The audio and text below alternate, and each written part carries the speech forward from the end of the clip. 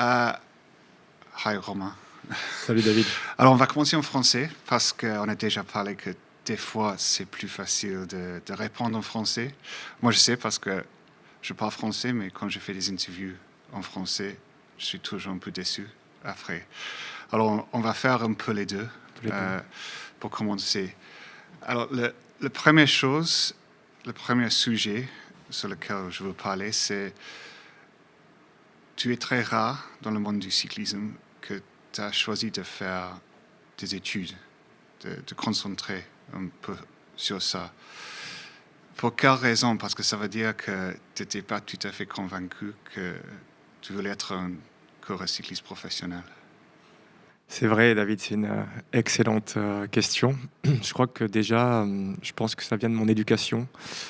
Euh, j'ai forcément toujours rêvé de passer professionnel, mais de pouvoir avoir une carrière longue et suffisamment, je dirais, prospère pour mettre entre guillemets tous mes œufs dans le même panier et parier que sur ça. Ça a toujours été pour moi mentalement assez instable. Donc c'était vraiment quelque chose qui me tenait à cœur. Et puis au niveau de l'enrichissement personnel, je me suis toujours trouvé un petit peu aussi à l'étroit dans le strict monde du cyclisme et de la performance pure. J'ai eu besoin pour consolider mes acquis, de toujours avoir, entre guillemets, quelque chose à côté, un univers totalement différent dans lequel je pouvais me replonger en dehors de mes heures d'entraînement. Et puis de toute façon, mes parents ont toujours été très clairs, tu peux faire autant de sport que tu veux, tant que les résultats à l'école suivent. Et aussi, assure-toi une carrière derrière en cultivant autant ton cerveau que ton physique. Et c'est pour ça que j'ai trouvé des aménagements pour continuer d'étudier jusqu'à mes 25 ans. Et je crois que ça m'a apporté beaucoup d'équilibre et de sérénité dans mon parcours. Et tu as fait tes études en quoi? J'ai commencé par jusqu'à 21 ans, jusqu'à ce que je passe professionnel. J'ai fait une licence, donc 3 ans en droit, où j'ai étudié essentiellement le droit des contrats. Et ensuite, à 21 ans, quand j'ai eu l'opportunité de passer professionnel chez AG2R La Mondiale à l'époque, j'ai pu faire un master en management par correspondance en 4 ans au lieu de 2. Donc j'ai poursuivi voilà, jusqu'à 25 ans en travaillant mes cours sur mes stages, mes compétitions et surtout mon temps libre. Et c'était une très bonne époque. Je trouve que c'est bien d'avoir la tête occupée une fois que l'entraînement est fini. Je pense que ça va dire beaucoup de choses parce que j'ai l'impression qu'il y a deux choses ici. Quand on est des coureurs cyclistes professionnels, on se connaît. Mais je trouve qu'on ne se connaît jamais vraiment parce que c'est un monde dans lequel on existe. On ne peut pas être soi-même. On est un peu dans cette structure, on a Tout toutes à les fait, mêmes conversations, bien sûr. on fait toutes les mêmes choses. Et c'est seulement dans ces dernières, on va dire, 3-4 mois qu'on a passé un peu plus de temps ensemble que je trouve que je te connais pour la première fois. Et tout ça, ça veut dire que quand tu as commencé avec tes études, tu avais cette façon à vivre que tu as toujours eu l'impression dans le monde du cyclisme professionnel que ce n'était pas toute ta vie. Oui, bien sûr. Je crois que dans le monde du cyclisme aussi, on a une identité en tant qu'athlète. Et moi, au fil des années, ça a évolué. Cette identité en tant qu'athlète devient ton image publique, donc devient la face visible de ce que tu es, de ce que tu représentes vis-à-vis des gens et vis-à-vis du monde extérieur. Et ça a toujours été aussi important pour moi d'essayer de cultiver une image interne, personnelle. Alors bien sûr au niveau de mes proches, mais aussi sur une nourriture entre guillemets un petit intellectuelle un peu extérieure sur ce que je suis vraiment, quelles sont mes aspirations. Il y a la personne que je suis, le coureur, les attentes entre guillemets, et il y avait aussi ce jardin un petit peu plus privé euh, qui j'étais et que je souhaitais vraiment cultiver aussi, parce que c'est vraiment les fondamentaux, non seulement pour les 10 années quand je suis passé professionnel, mais aussi les 20, 30 années derrière. Et c'est toutes ces choses que je pouvais faire un petit peu, entre guillemets, de mon côté, qui aussi, je pense, allaient poser les bases pour la personne que je vais devenir après ma carrière. Ça, c'est tellement intéressant parce que c'est comme si tu as traité ta vie professionnelle comme une partie. Une étape. Une étape, exact. Et comme tu dis, jardin privé, il y a un paradoxe parce que je trouve que tu as sauvegardé cette vie, cette jardin privé. Tu n'as jamais déménagé de chez vous, de ta région, qui est rare déjà. Mais tu parles anglais. Tu es très curieux. C'est paradoxical parce qu'on connaît beaucoup de cyclistes que pendant leur carrière, ils vont déménager, ils vont vivre dans un autre pays pour des raisons différentes. Mais toi, c'est comme si tu as fait quelque chose de complètement différent. Si tu veux, David, ce qui me rend... Alors, maintenant, ça fait que quelques mois, ça fait un petit peu plus de 6 mois maintenant. Ma vie n'a pas changé. Ma vie intérieure, le socle qui compte, n'a vraiment pas changé depuis que j'ai arrêté ma carrière. Certainement, je suis encore plus épanoui parce que j'ai pas cette pression-là et le fait de devoir me conformer à un certain type de structure que le monde professionnel dans le cyclisme me demandait. Mais les fondamentaux, ma vie, honnêtement, les gens me parlent de transition. Alors, oui et non, parce que j'ai l'impression que mon rythme de vie est le même que quand j'étais professionnel. Parce que je pense que j'ai réussi à établir des bases solides et en termes de... Alors l'organisation des journées a un petit peu changé, mais les fondamentaux, je me suis pas retrouvé dépourvu parce que je n'avais plus un objectif cycliste, parce que j'ai réussi à construire, je pense, un écosystème autour qui me rend aussi heureux et performant dans ce que je fais, peu importe finalement le domaine. C'est ça qui est intéressant, c'est comme si tu as prévenu, tu as fait le plus d'efforts possible d'éviter une transition. Oui, c'est ça. Complètement. Ouais.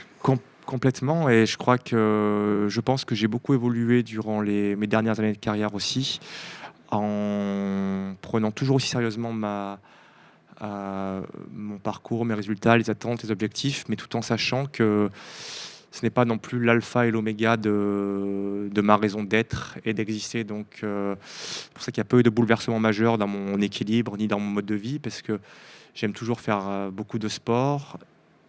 Mais le sport n'est pas aussi une finitude en soi, et j'aime aussi avoir d'autres choses à côté, être curieux. J'ai davantage de temps pour ça maintenant, mais fondamentalement, mes centres d'intérêt n'ont pas vraiment changé. J'ai toujours plus ou moins les mêmes habitudes de vie finalement. Et tu penses que c'est ça que tu as protégé quand tu es arrivé en 2016 sur le podium de Tour de France? Parce que c'est vrai, en français, déjà, il est impressionnant énorme quand on est coureur cycliste professionnel.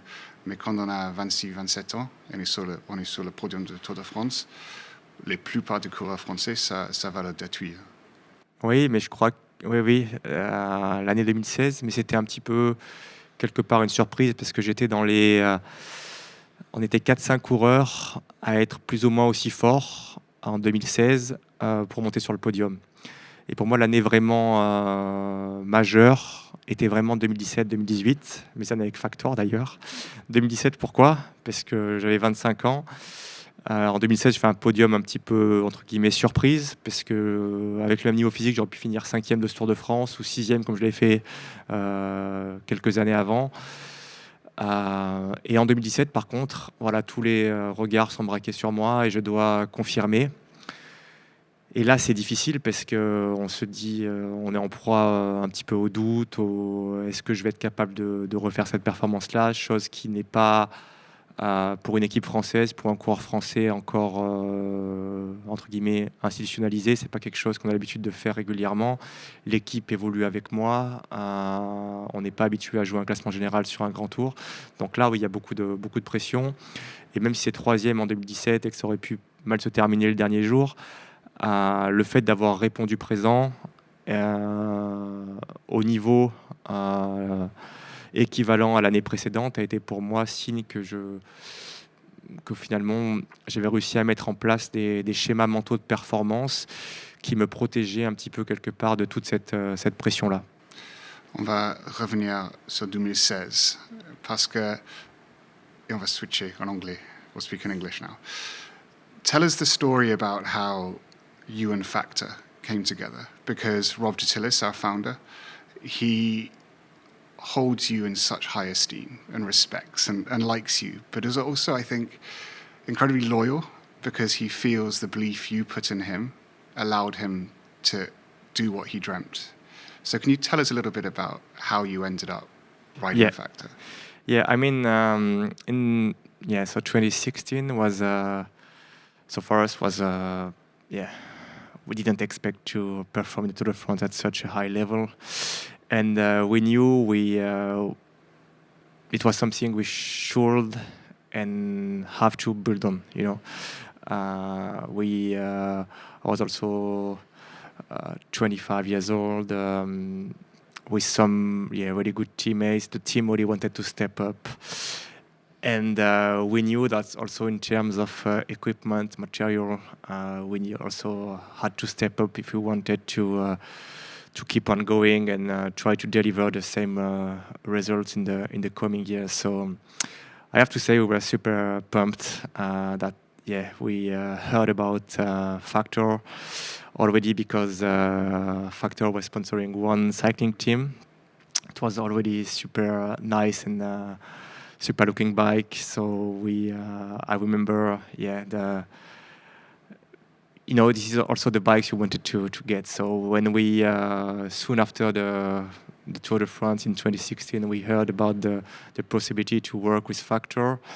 For me, I was also really amazed on the speed and the innovation we could get. I remember already in December 16, I was in the wind tunnel because we already met there, because it was also my weakest point, a big weakness of mine, the time trial.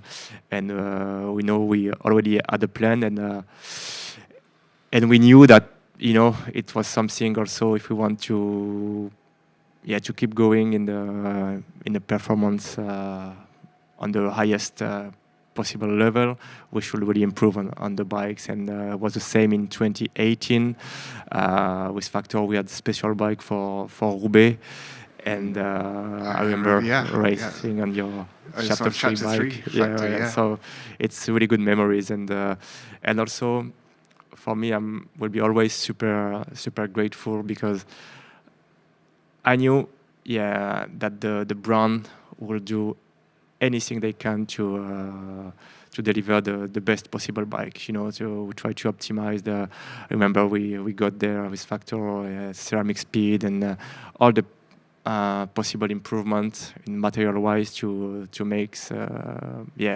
good and super fast bikes, and also the first bike that I kept for after my career, because Rob was the first one to personalize the bike with the painting and stuff, so it's super nice memories. I think I remember when I first met Rob 2015 and then got to know him in Factor. I think what people don't understand when you're a professional cyclist, we never have any input on the bikes, almost. Definitely. Back in the day, we didn't. And you would never meet the person who ran the company. It was marketing people or team liaisons. And I remember the thing that captured my imagination with Factor at the beginning was Rob. Rob was there. Every training camp. He loved After the ride, feedbacks. Yeah, it was incredible. And I think that's what people don't understand, that's what's so different with Rob and Factor. Yeah, definitely. And also, even with Rob was really leading the company, he still has this kind of engineering spirit. So he also was there to really get the feedback. So it was almost, I don't know how he could manage to do everything by himself, but he was flying in and out from,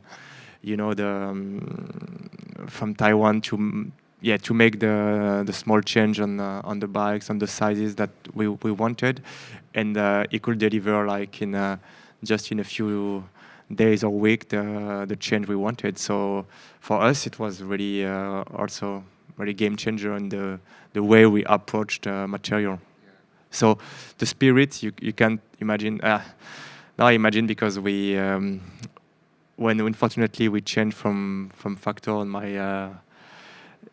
I think we sometimes underestimate how much materials makes a difference in cycling. And I already knew in the winter of 2016, when everyone, just after the first ride, first week of December in Spain, when everyone got his new bike, do the bike check and the spirit, the smile of the faces of the guy after the ride. And then, from there, you got one of the big basic ride for the upcoming season, and we had a really good 2 years in 17 and 18. Yeah. And I think also what people don't understand is when Rob signed with you guys, he still hadn't sold 250 bikes. And I think it was because he had that was his dream, to get his bikes racing at the front, and that's why he's so loyal to you. But I think it almost broke the company as well, because that's the reason it was only 2017, 2018, because Rob went too deep trying to do it. So it's kind of, and I think it's really interesting that it's kind of been full loop. And did you always think you would end up back on Factor? I mean, by heart, I knew, because also I kept racing for 7 years after, and I used to also meet and greet Rob along the way too, and we always also kept a few messages during the years, and I also knew for me it was some highlights also in my career with Factor, and as I told you before, it's the only bike that I kept from this year. So and I saw also the brand evolving year after year, and how you guys kept innovating, and all the hype also with not only on the gravel scene, but with the one now, the O2 VAM now, that keep winning races. And I was really happy for the brand that keep racing and winning at the highest level. And and this is also for the future and the next steps after my World Tour career. I think it's also more about the links you have with people during the career, because I never made public that I wanted to keep racing on gravel. This is just the conversation you got, and I got one with you, with Rob, about I would like to ride gravel in 2026, and this is with the trust and the loyalty with people you met along the way that you make things happening. So when did you make the decision to retire from World Tour? It was in early 2024. But it was more than 18 months ahead. So you'd already made the decision before the Tour de France in 24? Yeah, I knew that 24 would be my last Tour de France. Yeah. This is also why I think I could really change really my mindset before the race. I mean, because I've been raised in the World Tour level in a kind of controlled environment. You are the guy racing for GC. You have to ride a bit conservative and blah blah blah. And then also with my team, with Picnic Postener, they were kind to allow me to race differently, just to have also an impact of the race. They always got their back on that, and also because it was my last chance to try to win another stage on the tour, I changed really my approach to the race. After that, I wanted to ask you this question, because when you got the yellow jersey in the 24 Tour, what effect did that have on your mentality kind of afterwards? Because I'll give you an example, because when in 2012, when I won my last stage at the Tour de France, and it was my last win, and it was only years later that I realized, I kind of checked out after that. It was like I'd done it. I could finally close the loop. It was really strange, but I didn't realize it at first. And it was only years later that I was trying to explain to myself why I never had the same drive again afterwards. And I wondered if it was similar with you. Yeah, I completely get what you mean. And for sure, me, I was really fighting to try to get back to kind of standard in the Tour de France, since I had some difficulty as in I crashed out in 23. In 2020 was still top 5 in the GC, and and I knew I wanted to put a final touch in the Tour to try to get another stage win, because at some point it looked, from 15 3 years in a row I could win a stage every single year. And and since 18, I think I had a really good Tour de France. I had just only a bad day, finishing 6th on GC. So when you have been on the podium before, people say, it's not so good anymore. But I was really happy also in 18. 19 was a terrible year, even if I got the Com jersey, but with some circumstances. And from then I lost a bit. So I wanted to have a clear run, one last time in the Tour. But still, as a competitive individual, I could shine on day one, but then it took me more than 2 weeks to find myself at the front of the race. So looking back now in 2024, you said it's been a brilliant Tour, but regarding the standards I had before in my life and for the Tour de France, still, I really like to be in the front of this bike race every single day. So that's why, when I decided to also to face the reality that I've been raised to fight for Grand Tour podium. I think it was what my aim in my career, and when it was really no longer possible, then that the whole point of continuing my career was a bit gone. So I remember when you first came into the peloton, and I think probably I was thinking about this recently, is probably what people don't see from the outside is how you were a pretty crazy racer, in the sense that you were quickly recognized as being one of the best descenders in the peloton, and you wanted to use it whenever you could, because there were no climbers there were very few people who could descend as well as you, and there were almost no climbers that could descend as well as you. And I think when you were just saying you had an aggressive style of racing, you seem to really just love kind of taking risks.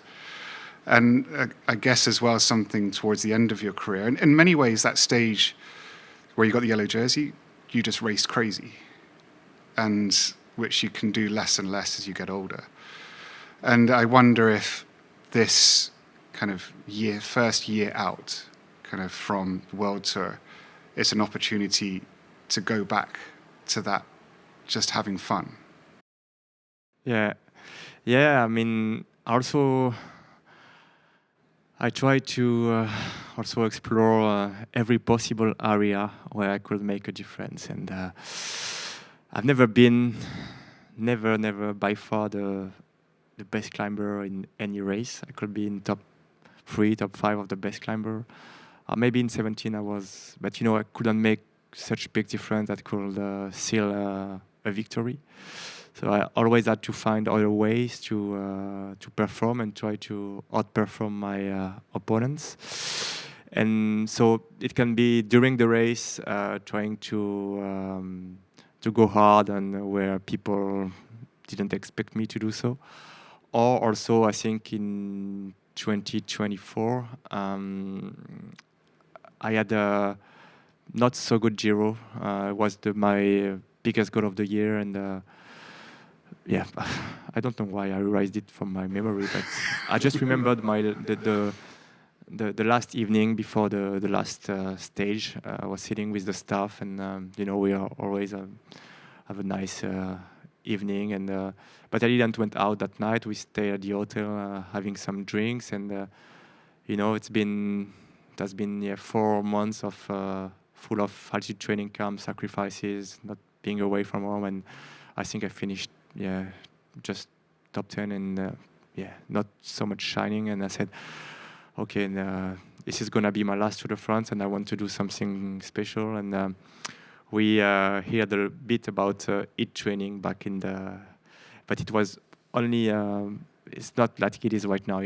Now every World Tour rider is doing HIIT training, and I went full gas on it. And I've been lucky that in the first year of the Tour it was crazy warm for 36 degrees, and every other guys in the peloton were really suffering. And for me, when I find something where I can make a difference to my competitors, it makes it so much interesting. So I went full for the 5 weeks in between altitude training and heat training every 2 days, riding on the turbo, sweating, raising my core temperature up to 39 degrees.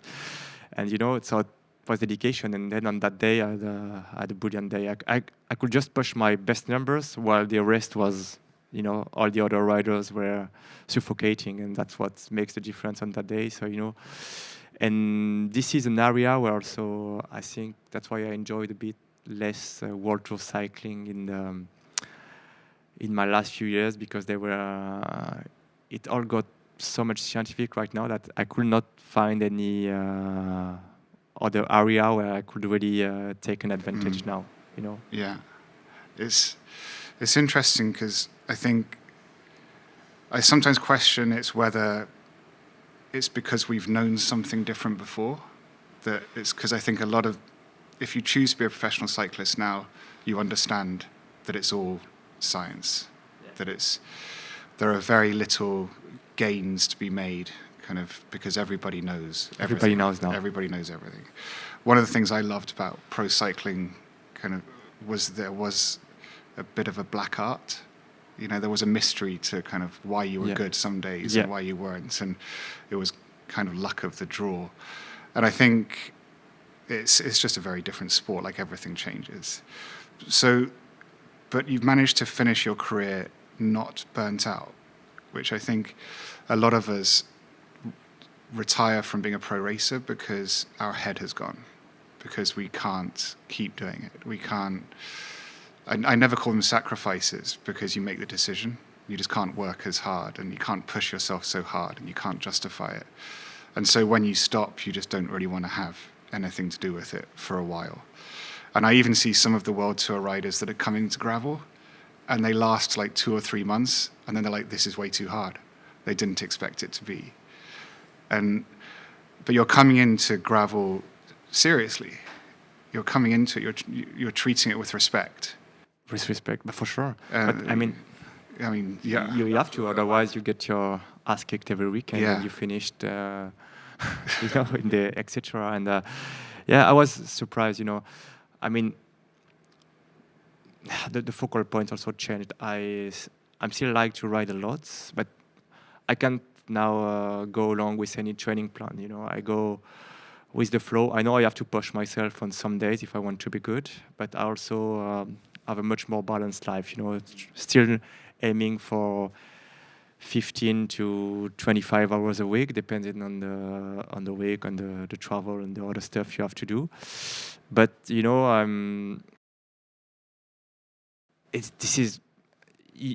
can't expect to go to on the gravel scene. I've been racing the last 3 months of 25 on gravel, and the level of the top 10, 15 guys is pretty high. They could be World Tour riders. So you still need to push yourself, and the racing is really super intense as well. So the demands are a bit different, but I like it. You only embrace cycling with the World Tour in a certain way. And for me to really close the chapter with the performance, because no one is eternal, and I'm already 35 years old, I think I will got the full picture now with the gravel, because there is not a better feeling in the world than waking up in the morning and having a file with new path to follow, and going out on your bike to discover a new place, ride some climb full gas, and I really like it. And do you think kind of this year is very much about you taking ownership back of cycling in a way? Because Absolutely. You've chosen your sponsors, you choose your races, you choose how you ride your bike. And I think many ways when we've been a World Tour cyclist for so long, by the end of it, you don't feel like it's your sport anymore. You're doing what everything. You don't choose the bike. You don't choose the kit. You don't choose your training. You That's very true. rarely choose your race program. Yeah. And I think that's one of the reasons a lot of us fall out of love with it, because the independence and the control we had over it when we were young is what is so exciting. Yeah. It's a kind of it's our thing. Yeah. We can do something that no one else can. Then by the end of it, you've kind of got very little to do with it. So I wonder if this year is a way for you to kind of do that full circle and come back. You got the whole point there, David. I think it's exactly the way I see it. I mean, you can't imagine when things become, when you are professional in the world tour, aiming to compete at the highest possible level, how much pressure comes along with this. During the winter, you have your training plan, and on a certain day you have certain hours to spend on the bike with such intensity, and you got a lot of stress from it, checking the weather forecast and how you're gonna manage to get the job done. And and in a sense you can a bit then lost your love for cycling, because you really see it only as a mission, and you lost a bit the freedom and the evasion that comes with just riding your bike, And I find with gravel I can really mix the best of every area, because you still have to have a structure. I don't think I missed a single day on the bike since November, since I didn't stop riding my bike this winter. It's also, it's also a bit stupid in a sense. Like mid-October, everyone stopped riding his bike, and the weather was beautiful at home. And when I had time, I like to go on the bike, explore different. I didn't take any time off this year, and it's just going more with the essence of cycling. When it's good and nice day, you go for long. When it's bad weather, you go on the rollers just to keep and trying also to get the best of what you learn for your 15 years on the road, to translate into gravel and different demands of performance for the gravel racing. It's super interesting because now we're talking about it, because we often talk about professional athletes and that transition and how difficult it is. And often a lot of that transition is to do with a sense of mourning, a sense of loss, that you've lost what you always did, because you stopped and you're no longer racing, and your identity has become so associated with, like you said, that persona and the job. But actually kind of what you're doing is taking ownership back. Your transition is rediscovering cycling. It's going back to basics. It's as we said, closing that circle. So that this sort of year out is your ability to get it back. Exactly. To have it your own again. Yeah, because it's also, I just I love riding my bike. So for sure, I know also with life, I'm not gonna get also probably that luck for a long period of time, and for the coming years. But always also respect, I think, myself as a human being.